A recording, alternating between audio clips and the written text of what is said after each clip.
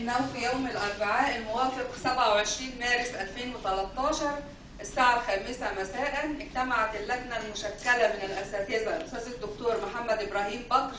أستاذ الدكتور مصطفى عطلة محمد، أستاذ الدكتورة عائشة محمود عبد العال، أستاذ الدكتور جلال أحمد أمين أبو بكر لمناقشة رسالة الماجستير المقدمة من الطالب هشام همة عبد المطلب محمد. واتفقت اللجنة على مناقشة الطالب لمنح درجة الماجستير في الآداب في موضوع أوضاع مصر الداخلية والخارجية في ظل تولي قادة الجيش الحكم، دراسة تاريخية حضارية تحليلية، تحت إشراف الأستاذ الدكتور محمد إبراهيم بكر والأستاذ الدكتورة عائشة محمود عبد العال.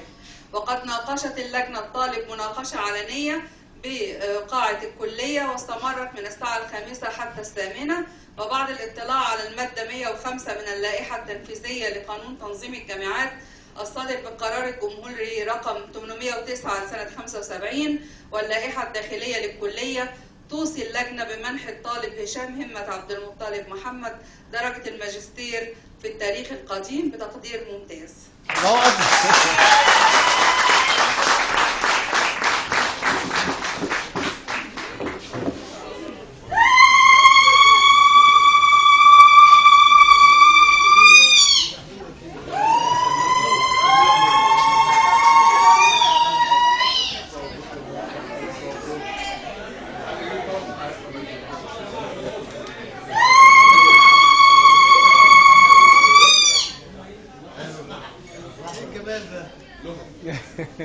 ولا دكتوراه.